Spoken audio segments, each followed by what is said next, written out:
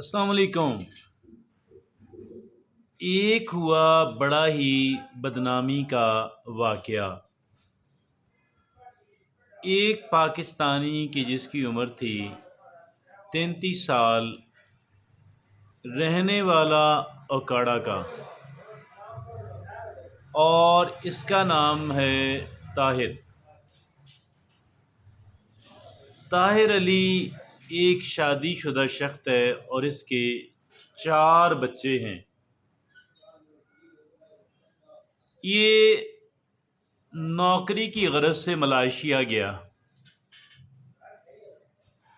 اور کچھ ہی عرصے کے بعد وہاں پہ ایک انڈین مسلمان لڑکی کی جس کی عمر تھی 29 سال، وہ غیر شادی شدہ، اور اس نے اسے ٹریپ کر اب اسے بالکل غلط کہانی بتاتا رہا کہ میں ایک غیر شادی شدہ شخص ہوں،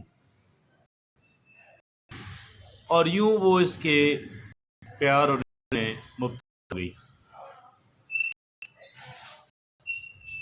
اس نے دھوکے سے اس کو پاکستان بلا کر شادی کر لی اور ایک بالکل الگ کرائے کا مکان لے کر اس میں رکھا۔ وقت گزرتا گیا، بالآخر اس انڈین 29 سالہ لڑکی مسلمان کی جس کی عمر 29 سال اور اس کا نام تھا زیش، اسے پتہ لگ گیا کہ پہلے سے بندہ میرے اور اس کے 4 بچے بھی ہیں۔ بے حد ذہنی اذیت کا شکار ہوئی، بہت بڑا دھچکا لگا اور فوری فیصلہ کیا کہ she have to travel back to India. اس سے ڈائیورس لینی ہے لیکن انڈیا جانا ہے ابھی۔ اب یہ اس کی جان نہ چھوڑے اور لڑکی نے عدالت سے رجوع کر لیا۔ اس نے لڑکی پہ بھی جھوٹے 3-4 مقدمات درج کر دیے، اور یہ جھوٹے مقدمات جب اس پہ درج ہوئے، گویا یہ فراڈ کے بعد ایک اور فراڈ۔ اس نے انڈین ہائی کمیشن سے مدد حاصل کر لی اور انڈین ہائی کمیشن نے پاکستان کی ٹاپ اتھارٹیز سے رابطہ کیا، انٹیریئر منسٹری وزارت داخلہ سے رابطہ کیا، اور سارا کیس ان کے سامنے رکھا۔